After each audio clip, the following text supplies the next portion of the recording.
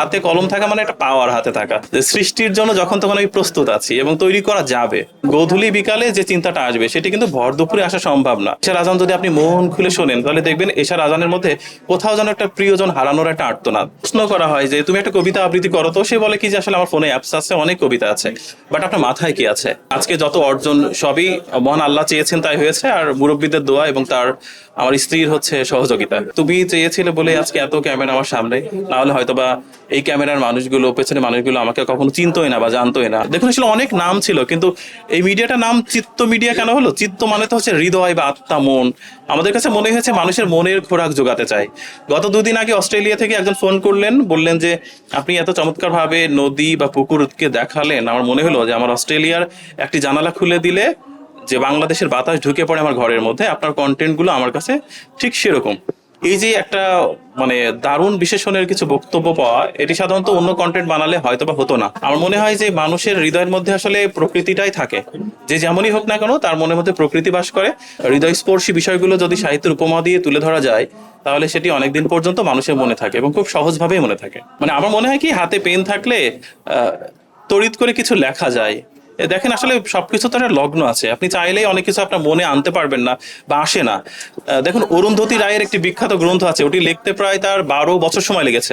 তো একটা লেখক বা একজন আর্টিস্ট বা যে ভিডিওগ্রাফ তৈরি করে, সে কিন্তু তার মর্জির অপেক্ষা করে। তার মেজাজ যখন হয়, তার মুড যখন হয়, তখন সে তৈরি করতে পারে। এখন দেখেন গোধূলি বিকালে যে চিন্তাটা আসবে সেটি কিন্তু ভর দুপুরে আসা সম্ভব না। আবার কাক ডাকা সকালে আপনার যে চিন্তা আসে সেটি আবার বিকালে আসা সম্ভব না। সন্ধ্যায় যে থিমটা আসে সেটি আবার দুপুরে আসে না। আবার দেখেন যখন এশার আজান পড়ছে, নজরুল বলছে যে এশার আজানকে প্রিয়হারা কান্নার সাথে নজরুল তুলনা করেছে। এশার আজান যদি আপনি মন খুলে শোনেন তাহলে দেখবেন এশার আজানের মধ্যে কোথাও যেন একটা প্রিয়জন হারানোর একটা আর্তনাদ। তো আমার হাতে পেন রাখি এই কারণে যে পেন থাকলে কি হয়, চট করে একটা কাগজ বের করে কিছু মাথায় থাকলে লিখে ফেলা যায়, তারপর সেটা কোনো কন্টেন্টে গিয়ে প্রয়োগ করা হয়। এটা আমার জন্য সহজ হয়ে ওঠে। আর হাতে কলম থাকা মানে একটা পাওয়ার হাতে থাকা, যে সৃষ্টির জন্য যখন তখন আমি প্রস্তুত আছি এবং তৈরি করা যাবে। ফোনে তো টাইপ করে রাখতে পারেন।